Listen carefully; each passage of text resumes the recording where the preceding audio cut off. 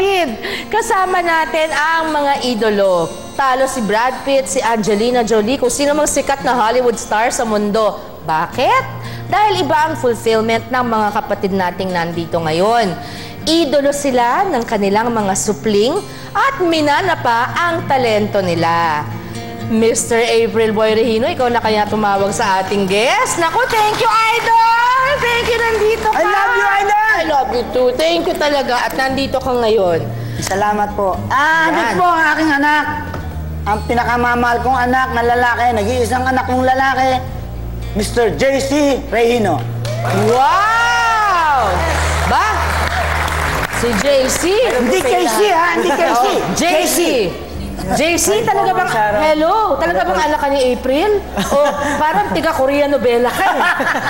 Parang iba eh. Ayan, ang pinagdaanan ni April Boy, syempre sikat siya sa Pilipinas. Hanggang ngayon nakita nyo naman, di ba? Especially nung nag-uumpisa siya, parang hindi na tumila yun eh. Anyway, nakipagsapalaran sa Amerika, si April Boy kasama ang kanyang pamilya. All in all ay ilang taon kayo doon? 6 years. 6 years, no? At sa Las Vegas kayo namilihan. Tapos noon, nahirapan ng konti ang pamilya nila April sa kabanatang yon dahil, alam niyo bang nasyak ako nung nalaman ko po ito? Dahil ang minamahal nating idolo na si April Boy ay nagkaroon ng prostate cancer. At muntik nang gumive up. Paano mo nalaman? May pain ba? Meron lumabas na dugo sa ari ko. Oo. Tapos, syempre, nag-alala yung misis ko, dinala ako sa ospital. So, ilang araw matapos yung check-up mo nalaman? Hindi, nalaman ko agad. Agad? Agad. Nakita agad? Nalaman ka agad na ganun ako, may prostate cancer ako. Ano ang pakiramdam nun, yung unang sabi sa'yo? Pag sinabi sa'yo may cancer ka, wala ka na ng pag-asa sa buhay. Agad? Agad. Ang feeling mo hindi ka nagagaling? Ang tingin ko, mamamatay na ako. Kasi 50-50 lagi yan, di ba? Cancer na yan eh. Tapos, nagdalawang isip pa ako. Sabi ko, baka nagkakamali isang doktor na yun na lalaki. Patingin ako, doktor naman na babae. O, second opinion. Ganun din ang sinabi sa akin na may prostate cancer ako. Sabi ko, wala na. Mamamatay na ako. Ayoko na kumain, ayoko na lumaban. Nung maliit ka pa ba, JC, talagang close na kayo ng papa mo? Opo, sobrang close na kami. Bata pa lang po kami. Mabuting ama siya. Lagi siyang may panahon sa inyo. Opo, siya ka pinaka-the best po, syempre. Wala po siyang ibang babae. Grabe, mahal na mahal niya talaga pamilya niya. Opo, saka, bata pa lang po kami, lagi kaming iniisip niya, papasya niya kami. Kahit sobrang busy niya po, hindi po siya makakalimot na kayong prioridad bigyan niya. Po kami ng time ng pamilya na. Ayun. So, nung nalaman mo, paano nasabi ng papa mo sa inyo o ng mama niyo may sakit siya? Si mami po yung nagsabi sa the same day? Opo, tumawag sa akin. Kasi inaabangan namin yung result ko, di ba? Nagpa-check up si daddy. Ayaw kasi magpa-check up si daddy, matigas kasi po. Ayoko. Siyempre, alam mo naman na lalaki, kailangan matibay ka, di ba? So yun nga po, yung nagpa-check up na, tumawag si mami sa phone kasi sinabi niya, anak, ano yung resulta ng daddy mo? Ano pong findings? Sabi niya, yun nga daw, may cancer nga daw po. So yun po, parang binagsakan kami ng langit at lupa yung narinig po namin nun. Pero anong pakiramdam ng isang anak na nakikita mong sumuko na, hindi pa man? Sobrang hirap po kasi sinasabi ni daddy, pinipilit namin siyang kumain, sasabihin niya sa amin na, bakit pa ako kakain? Mamamatay na rin naman ako. Sabi ko, hindi dad, huwag naman ganyan po, magdasal tayo. Di po, kayo nga nagtuturo sa Bible sa amin dati. So, lagi po kami nakasuporta kay dad. Yun naman po, awa ng Diyos, lumaban naman si dad.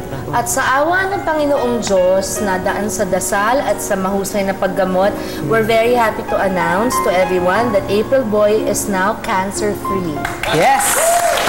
Thank God. Salamat sa Diyos. Salamat sa Diyos. Ito bang dahilan ba't kayo umuwi? Na parang nagkaroon ka ulit ng parang sigla sa buhay? Oo, ito. Nagtayo kami ng negosyo na yung nagpagaling sa akin. Ginawa namin negosyo dito sa Pilipinas. Ngayon, successful na. April Boy, anong pangarap mo para kay JC? Hindi, pangarap ko sa kanya. Na ano? napagtapos ko siya ng pag-aaral. Anong kurso? Ano po, information technology po. Wow naman! Usong-uso. Hindi kasi Opo, ako, yes. kasi ako first year high school lang ang tinapos ko eh. Huwag mong langin. First year high school na hindi ko pa naabot yung fourth year high school. Sabi ko, pag nagkaanak ako, yung dalawang anak ko, pagtatapusin ko yan. Tama ngayon, naman sila, yun. nagtatrabaho sila sa US. That's di ba? right. Ikaw naman, JC, ano pa ang pangarap mo para kay Papa? Siyempre, pangarap po kay Dad, makagawa pa siya ng maraming kanta. Oo, di ba? sige Marami na. kasi Si April Boy marami ba? pang gusto pong makarinig pa ng mga bagong kanta ni Dad. Saka, maging successful sa business. Saka, pangarap ko talaga, humaba pa yung buhay niyo po. Saka yung book niyo, humaba pa. Hindi, humaba pa yung, humaba pa yung buhay para marami pa po kayo mapasaya. Ako, isang dream ko, bukod sa maging successful lalo ang negosyo ninyo, sana April, mas bigyan mo ng focus yung kung saan ka minahal ng tao. At tama yung anak mo, gumawa ka pa ng mas maraming kanta kasi doon natin siya minahal, di ba? And good job, April Boy, talaga dahil sa pagpapalaki mo dito sa iyong anak na obviously is a good man, a good son. Maraming salamat, April Boy, maraming salamat, JC. Pero, hindi ko naman palalagpasin ang pagkakataon na ito na di marinig ang duet ng mag-amang ito. Ito na po sila mga kapatid, the Jukebox King and his younger version, April Boy Regino and JC!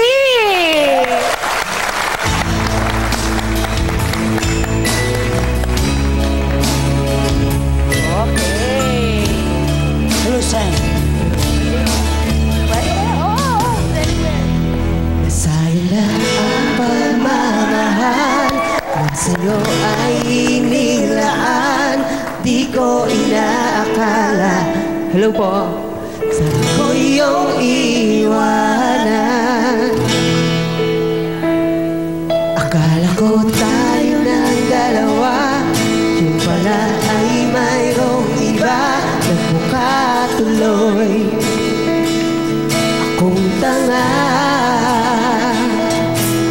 Binigay ko ng lahat, buong puso't kaluluwa, ngunit ako'y binaliwala. Nagpalit mo sa iba. Sabay-sabay tayo. Di na ako ibig pang muli, ayoko na masaktan pang muli. Tama muna sa'kin ang mag-isa sa isang tabi, pagkat hindi ko na kaya magmahal, mahal pa ng iba.